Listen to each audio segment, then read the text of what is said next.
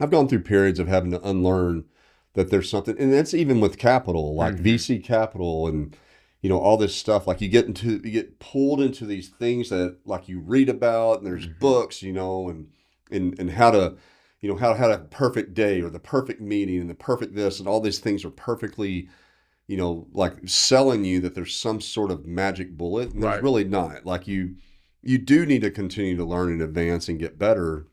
But a lot of it that I found out is just continuously working.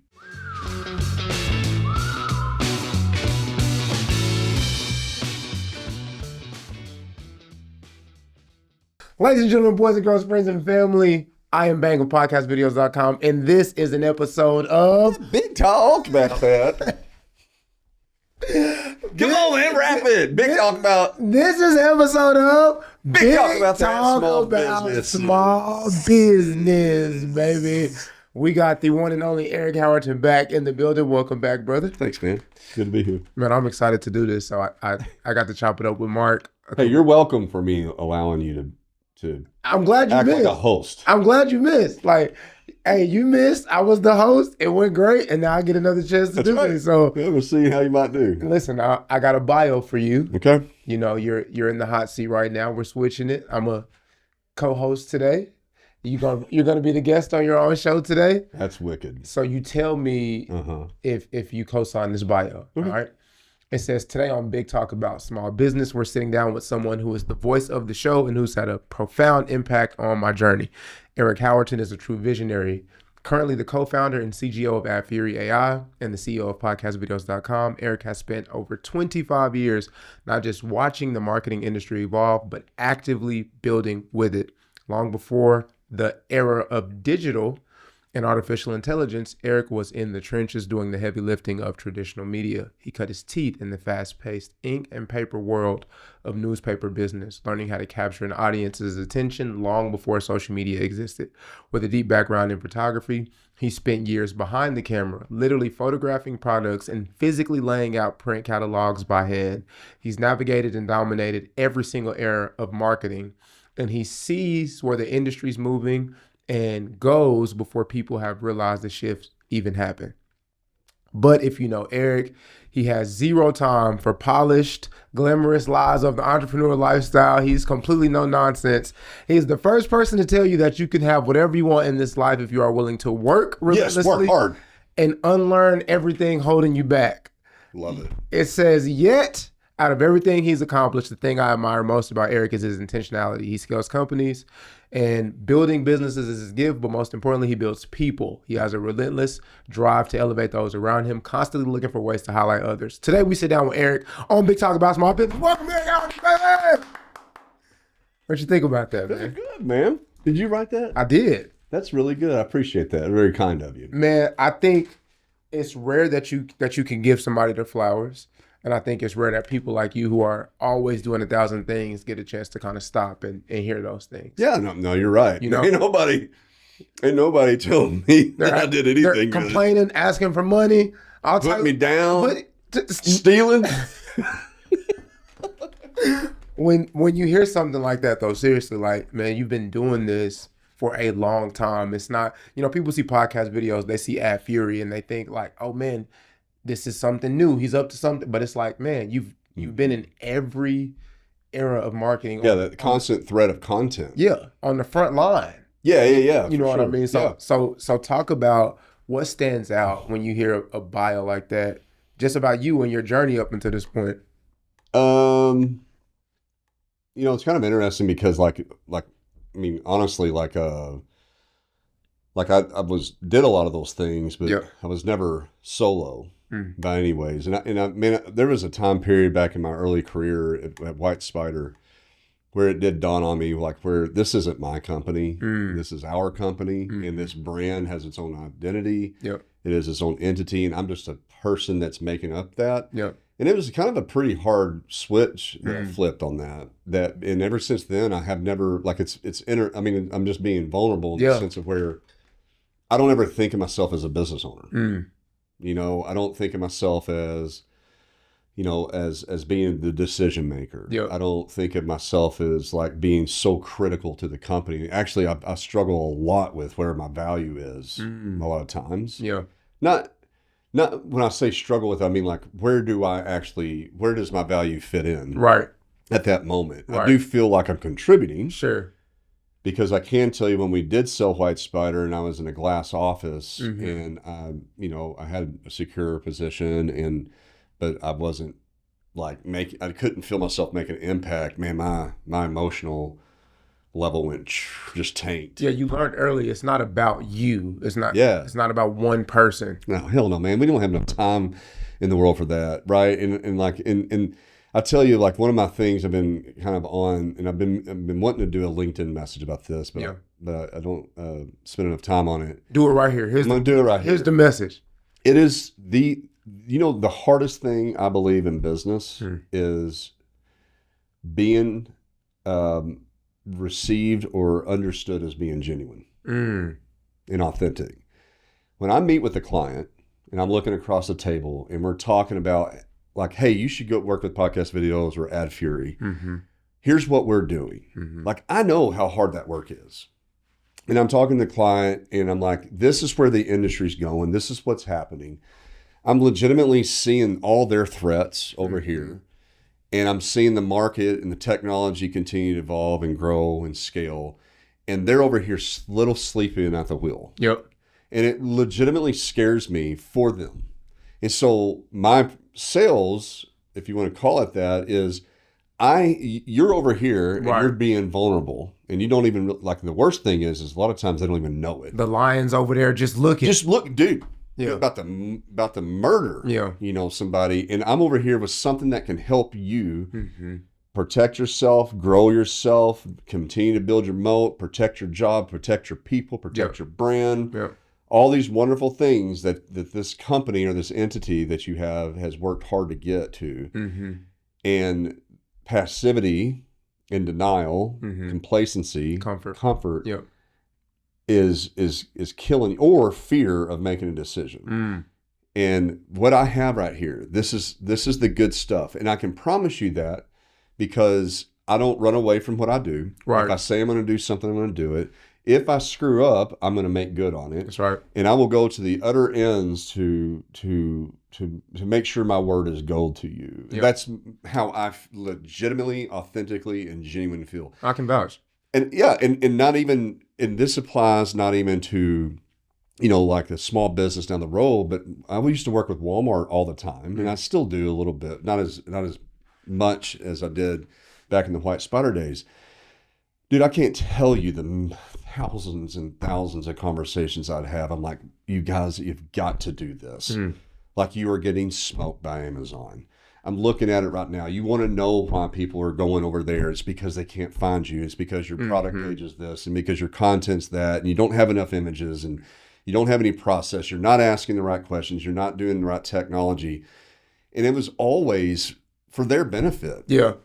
But most of the times, and when I say the genuine thing, most of the times people on the receiving end have been burned so many times. This is where, like, I dealt with the fact that, man, do people like, am I just taking crazy pills and people don't trust me? Right. It's not. It's because typical humanity is that we don't trust anybody. Everybody's lying to you, trying to take your money, swindle you, sell you something. So when you do meet somebody that's genuine, it is hard to receive, and it is hard to, think that they actually have your best interest at heart. What are you trying to get out of this? Yeah. How do you deal with that? I mean, dude, I'm still dealing with it. Like, I don't know. Like, I'm still processing through it because I go through periods of, and that's really what kind of gets me in discouragement mode. Because, you work with a client, things are going good discussions, good dialogue. I mean, this could be even a team member on the team. Yeah. Same exact Yeah. Everything sounds good. Everybody's like seeing the vision finally. People are like getting it. They're ready to go. And you turn around and by one little something that maybe I said or did or didn't do, or they heard, or somebody else said to them, or what they did in the evening. Right. It turns back around and everything stalls out and it drops. And then you got to lift it back up. And it stalls back out. And literally the whole process of building the company or selling or building your business is literally looking like this. Yep. It's just kind of one step forward, two back. Sometimes it's two forward, one back. Mm-hmm. It's never a straight line. And here's what drives me absolutely the most insane. Yeah. The most insane part about it that I get is whenever I see that and there's something working and the decision's made to go with somebody that is lying. Right. You know, and it's like, what is it that, you know, and I'm just kind of left with like, man, like in the case with like Walmart, hundreds of times, we had the solution. I brought it to the attention. I was going to absolutely nail it. We actually did things that nailed it. Hit the dead center bullseye. I mean, perfect execution. score. Yeah. Only to find out because there was somebody or some bigger company or some kind of smoke came in the mirror. They had some nicer glasses, or they had some perfume or cologne that smelled a little better. I call it jumbo jets and skyscrapers, man. And every single time. And what happens is those things get done. Yeah. People get smoked. Yeah. And then the cycle comes back around. Yeah. And you just kind of just pick up little by little. And I've seen that happen in the companies too. I mean, like you get folks that come from bigger companies, have bigger things, they have bigger expectations. They come into, you know, a small business like ourselves. Yep. What's going on in their mind as to what they feel valued on or about, or what, you know, compensation levels and flexibilities and benefits and all these things and visibility to the future, you know, all this, a lot of pressure to take something that is honestly, like in our position, if we're going to be authentic and genuine, we have to be so reactive and evolving, and so much of our attention has to go on to how do we stay with those times to provide the service back to the clients and the team. That you don't have the capacity or the resources to play the vision cast all the time, right? And keep things settled. And so it's a paradox. And so, but the reason I get frustrated about the genuine thing is because if people would take me as genuine, I wouldn't have any of those problems. Right. I'm curious because I'm wondering if I'm going to be 80 years old and somebody's going to be fine, like, oh no, you should work with Eric. Whatever he says, he's going to take care of you. He won't fail you. He's not lying to you. It's going to take at least 30 more years of you trying and on the front line to convince people. It's going to cost you 20 times as much. He's built a model, blah, blah, blah. Just do business. And they're like, you know what? I'm just going to do it because I believe that you're not going to do that. Here you go. That I might be 80 years old when that finally happens. Probably so. I'm wondering when I'm going to get the credentials. You'll be 80. You'll be 80 for sure. Cool. But no, I think... At least I'll get one easy deal. Right. You make a really good point, and you talk a lot about unlearning things. I mean, bro, like, people have been hurt. They've been raked over their head. They see advertisements when they're trying to chill at home and watch Netflix. They see people trying to sell them something when they just, you know, always. And so for you, a person who is genuinely trying to help people, I can say I've witnessed you be in situations where you don't get anything out of it. Like you're promoting somebody, or you know, that's what you get out of it. The satisfaction of knowing you're helping somebody else, or doing something for somebody, you know, volunteering your time, whatever, paying for a service. But it takes people unlearning. Man, not everybody's out to hurt you, you know? That's right. So I'm curious, as from your standpoint, like, what is the biggest thing that you've had to unlearn in business in general, or in your journey, like, you know? Well, the most difficult unlearning is that not everyone's genuine like I am. So it's kind of like the flip flop for me. I've had some really hard learnings on that. I've also had to unlearn that there is some sort of like answer or process or intelligence level or, you know, mathematical formula that makes other people successful. You know, I think that there's a level, you know, because we look at these companies that have that, and then we think that they have something really special going on, but they really don't. It's just that they have a book of business that they've developed that kind of gives them those opportunities, the skyscrapers and jumbo jets. You know, and so when you're in that lane, then you're just automatically just going to get and receive that trust. Again, going back to the trust factor. And then you can articulate in that level, you know, just write me another check and we'll take care of it. And it's easy for people, right, to do that. But to to compare my business acumen versus somebody else's or some other companies is like I'm missing something. Mm-hmm.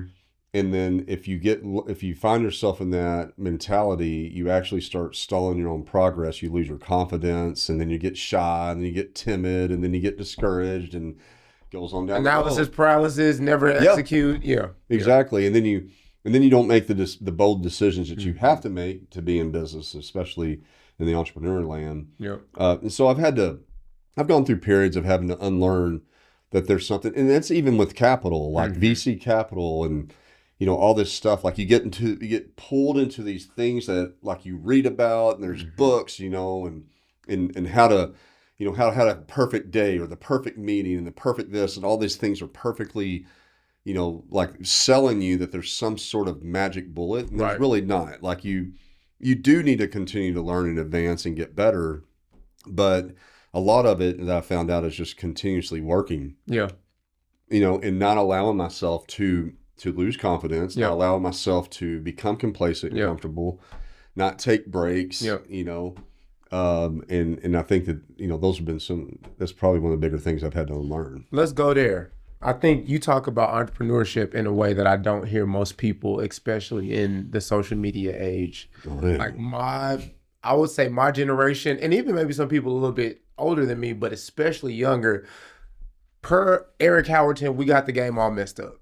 Like we think that you get into it so you could have flexibility of your time, go to the beach and chill out. And we see entrepreneurship being promoted in a way that you are like, it is the exact opposite in reality. Yeah. So talk a little bit about the facade and the myth, and from your experience, like what does it actually look like? Yeah. I mean, man, I like to rewind. So number one, the terminology is what really ekes me a lot. Like the founder thing. When you have a bunch of investors that have money from some other way or some other place, and now they don't want to work that hard much anymore. A lot of them. Yeah.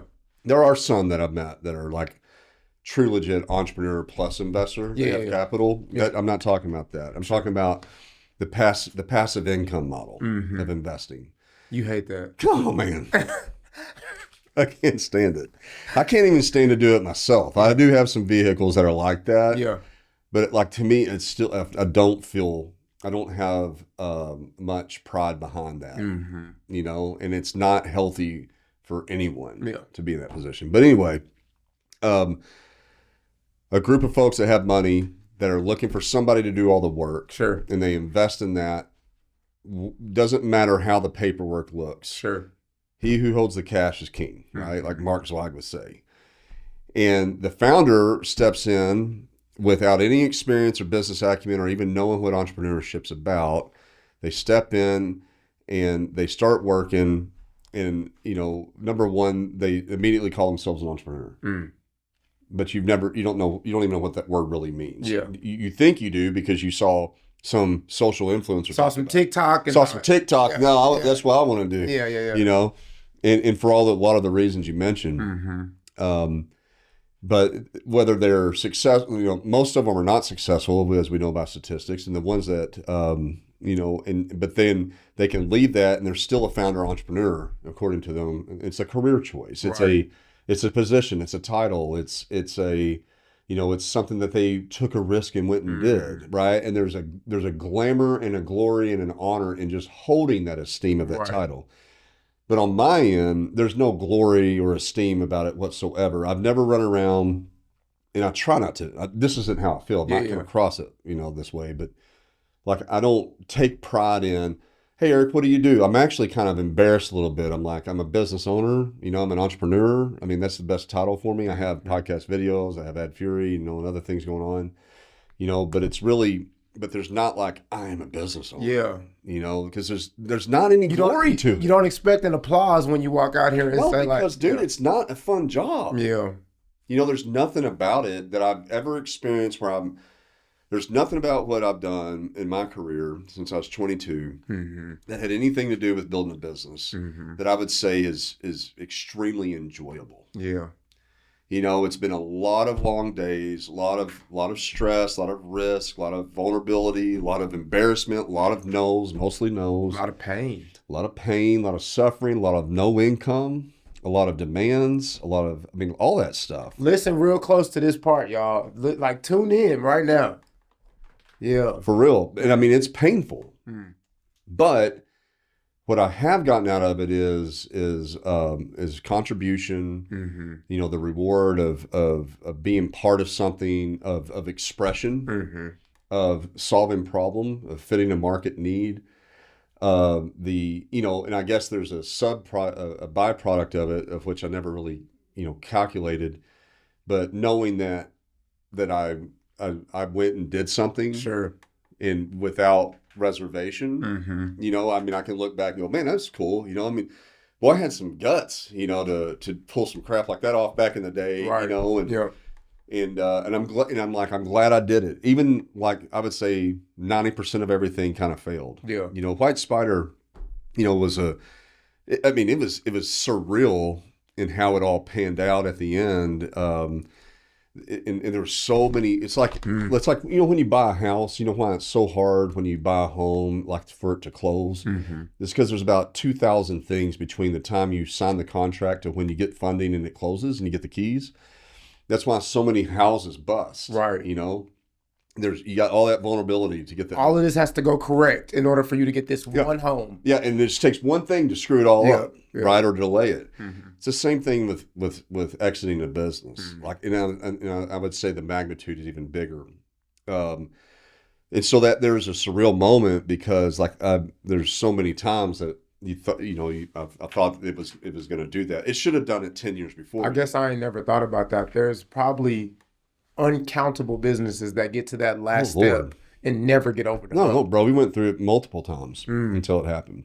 And so to have it actually exit and it work out the way it did, is a kind of surreal thing to the point to where I still don't understand that it actually happened. And I've never, it's funny in the beginning, you're working your way towards it, and that's what you're thinking about. Oh, one day when this happens, it's going to be great. And then when it does happen, and you surpassed it in the sense of where you didn't even get to experience this celebratory emotion about it, and it never locks in as a milestone. Yeah. Only thing I knew that happened is that I became really lost really quick because I was no longer working towards a goal. I no longer was contributing on a daily basis. I no longer felt valuable. I no longer felt like I was part of a team. Your energy didn't have a target direction to go in. It was like having a divorce. Like you're missing something. Yeah. My relationships are gone. I lost my relationship. I've lost my vision. I lost my identity, a lot of it, because you have to put, and that's the thing going back on entrepreneurship, everything that you have is in that. Yeah. Your retirement, your identity, your time, your You mean money. there's no weekend and no break and no decompressing? You No. mean there's no keeping home and keeping work when you're a real entrepreneur? Bro. No, and you don't want it that way. Yeah. If you're an entrepreneur, because you're in such a contribution mode, and that's the thing is like the terminology bothers me because entrepreneur to me, and what I've researched and what I've lived, it requires all that. You are really trying to grow. You're trying to expand and solve. You speak about it like a calling almost rather than a job title. 100%. When we were, you know what I mean? And there's times where, if you're called to do something, like you said, it kind of devoids it of all glamour. Because you aren't just holding this championship belt or this badge of like, oh, look at me. It's like, man, this is my burden to carry. This is my cross that I have to, carry every day. And I remember a conversation. You said, man, I was going to die in the street before I gave up on my business. 100%. That White Spider. And you still say like, man, 100%. I stand on that. Yeah. 100%, man. And it's purpose. Yeah. And I think that's the thing, right? Because, it's like anything, like you're a music, you're an artist. What if I came up with a little rap and I just rapped it out and I started calling myself an R&B artist? You'd be pretty damn offended. Yeah. But I'm doing it because I want to be an R&B artist. Yeah. A rap artist. Whereas your purpose Mm-hmm. and identity is aligned to that, and you really put your heart and soul into it. But I can do that and call myself that just because I wrote the song and I rapped it out. Yeah. It's the same thing as the founder mentality. You know, and the difference is, and like, then what if I did that and I got some money to write that song? Yeah. But even worse, but you needed the money too, but you can't get the money, but they'll give the money to me. Yeah. And the reason they'll give the money to me is because I'm worth nothing, you know, in the sense I have no proven track record and I have no negotiation. I have no assets. Yeah. But I'll take the $50 and call it good while you're over here been struggling for years. Yeah. And you actually need $500 because you actually live in it. You know what's going on. You know, you need the resources. You need all this type of stuff and equipment, whatever. You can prove it. You can prove it. You've lived it, but you still can't access the money. But they can call you founder. They get in the news and they can compete with you immediately. And it's being funded by all the people that you're encircled by in the community. But you can't access any. Never thought. That's what pisses me off. Yeah. You know, and that's kind of what's in my deal. And it doesn't just piss me off in the sense I can't access the capital. That is very irritating. Yeah. But if I'm a true entrepreneur, it gives me the energy to fight harder, like, which is great. Like, you know, I kind of go through that. Yeah. And I come to the other side. What I don't like about it, here's the problem with it all, is that it's absolutely detrimental to the community. It's 100% detrimental to the community. Because what do you think that the iTunes would be if all they had were a bunch of people that got the $50 to write a song and put a rap song out versus what it is today? It wouldn't be what it is, that's for sure. Exactly. It wouldn't be healthy. It wouldn't have foundation. It wouldn't have scale. It wouldn't do anything. It wouldn't get to the top charts. You would just sit there in this little stupid little founder lane of R&B artists versus true professionals. Yeah. That's the exact same thing that I experience when I see all the breaking, awesome things that we have going on, you know, specifically in our area that we're trying to really capitalize and get entrepreneurship going. Right. But really, we got foundership going. Yeah. Which, I mean, look, man, there's a need for that, right? Like, I want people to have maybe a little bit of a lifting ground. Yeah.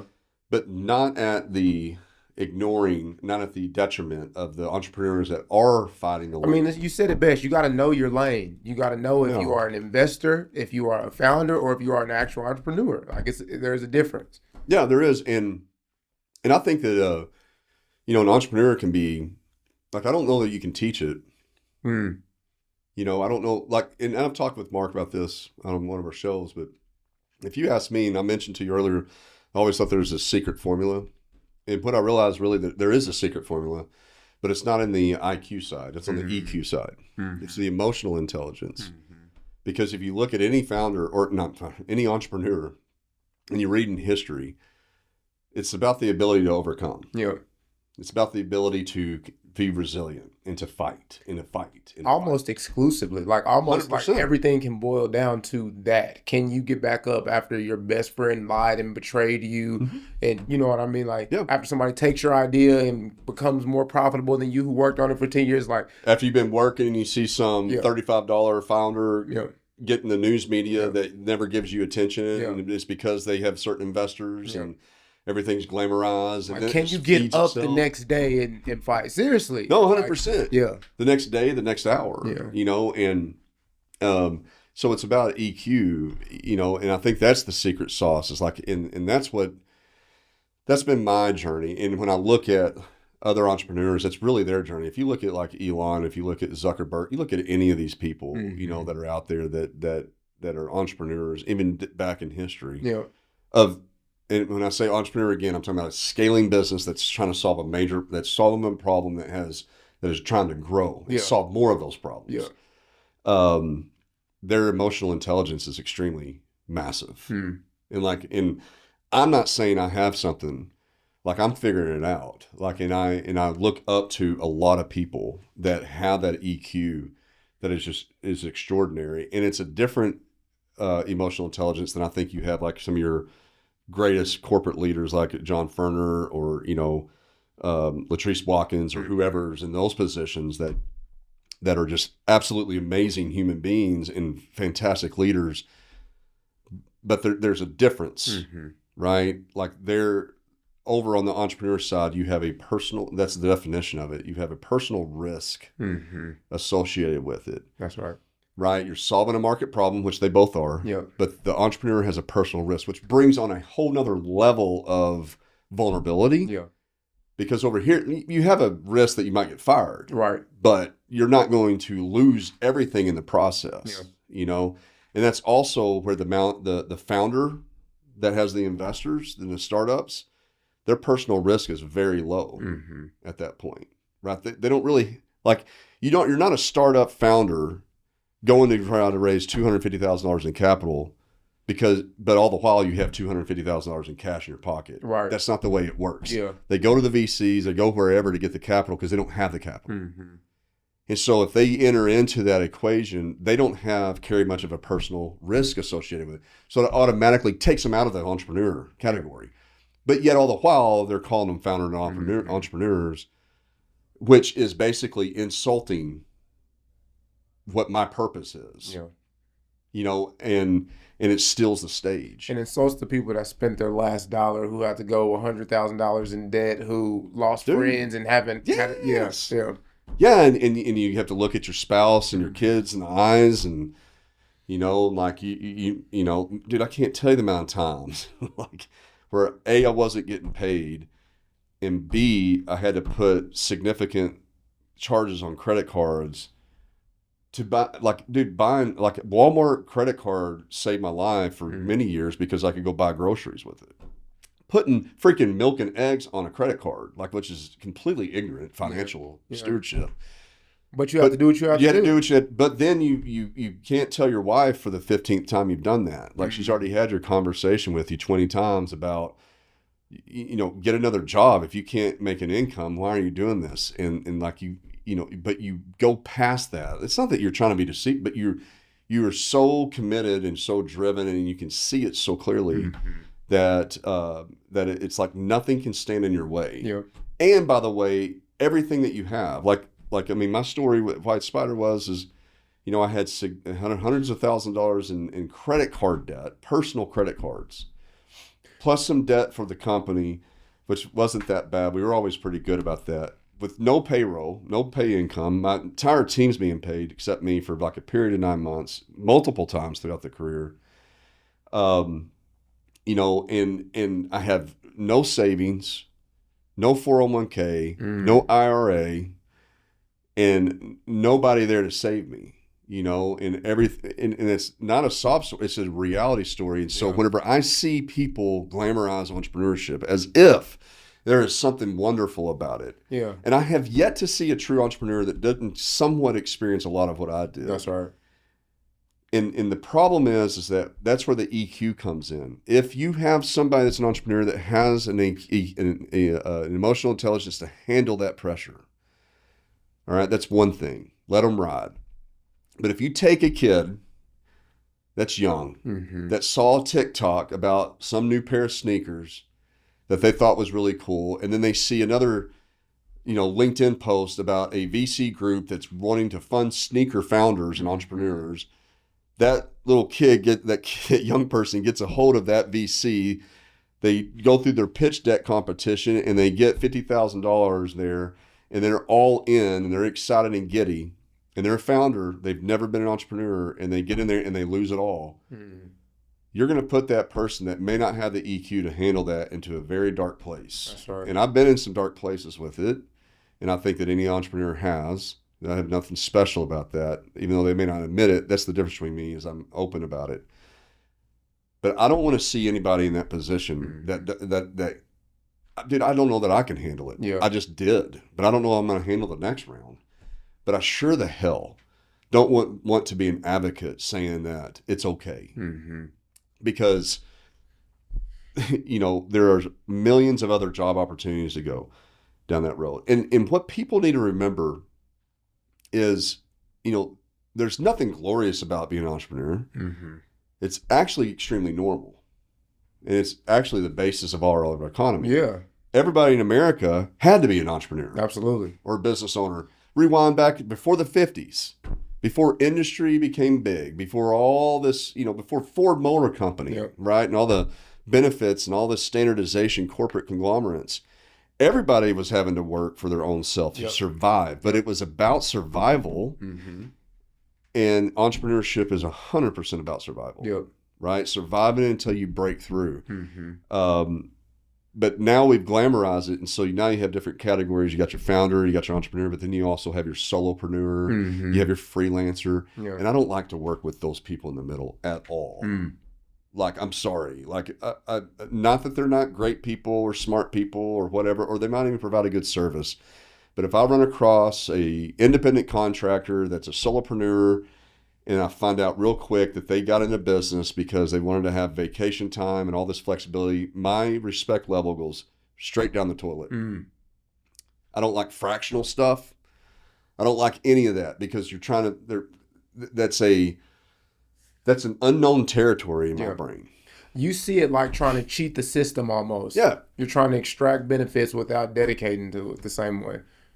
Exactly. And there's also, I'm not saying that they do not provide good service. I'm saying for me, I want people, and my job as an entrepreneur, when I'm at full risk, is to build people, team, clients, partners, vendors. Vendors and contractor, vendors are part of the stool, the legs of the stool that keep the business up. And if I select vendors and partners that have that type of mentality, and shit starts getting rough and hits the fan, they're out. Because guess what? It interrupted their balance. I'm not looking for partners, and I'm not looking for team members, and I'm not looking for clients that are trying to get balance. I'm looking for people that are trying to contribute, that have purpose, that are going forward, that are trying to freaking win and be successful and all in. I want winners. And so I see a lot of that happen in the fractional part because like, oh, you don't have to pay for me full time, but yet I'm still going to charge $5,000 a month. And I'm sitting there in my mind going, well, how many hours? Well, that gives you 5 to 10 hours per week. And I'm like, dude, you're over here making $250,000 and you have no accountability. Like that sounds great. And there are certain folks, like if you're working in a major company and you're a software tech stack developer, back-end genius with AI, you might be able to slip out and do a little bit of that because you're so peculiar. You have such a peculiar skill set. Your job is so needed that But if you're, in a lot of the other lanes that are kind of general interest, like whether it's attorney or whatever, like it'd be tough.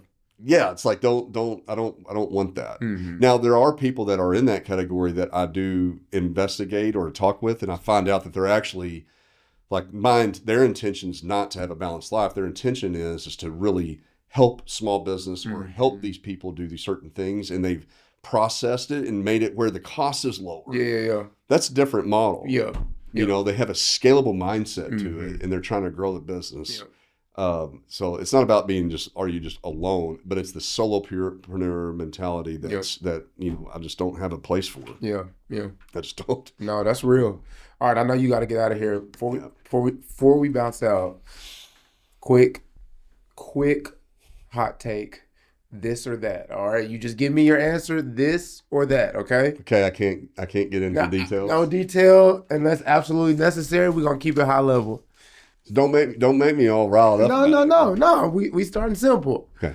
3-6 Mafia or Bone Thugs and Harmony? 3-6. Okay. If you could have lunch with one of these people, who are you choosing? First one came in hot. 3-6. Easy. Gangsta Boo, baby. Come on, man. Gordon from the Scarecrow. Come on, dude. If you could have lunch with one of these 3 people, who would it be? Sam Walton, Henry Ford, or Jesus? I don't want no explanation.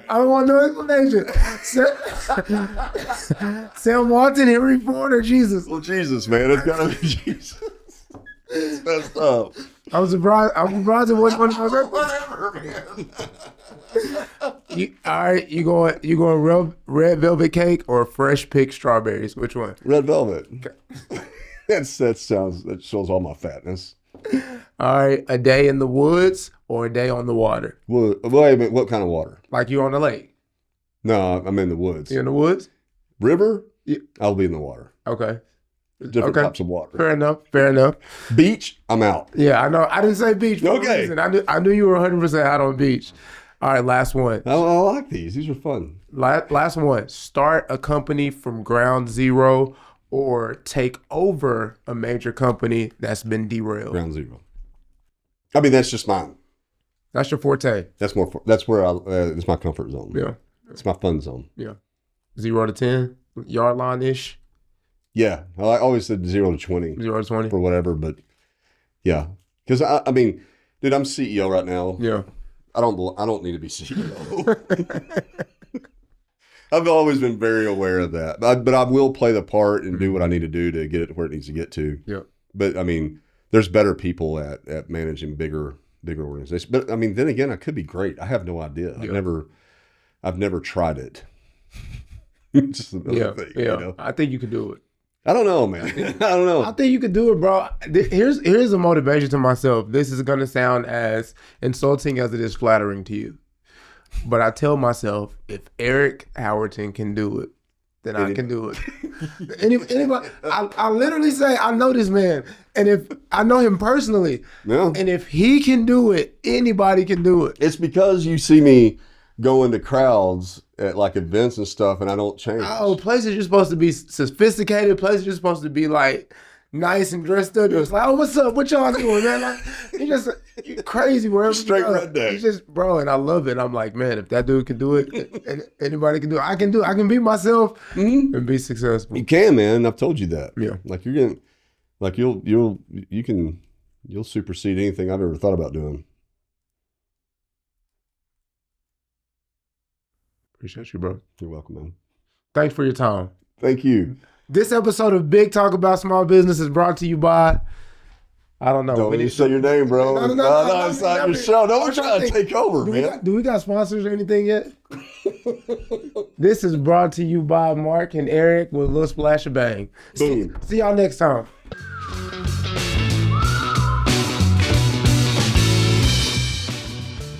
Thanks for tuning into this episode of Big Talk About Small Business. If you have any questions or ideas for upcoming shows, be sure to head over to our website, www.bigtalkaboutsmallbusiness.com, and click on the Ask the Host button for the chance to have your questions answered on the show. Stay connected with us on LinkedIn at Big Talk About Small Business. And be sure to head over to our website to read articles, browse episodes, and ask questions about upcoming shows.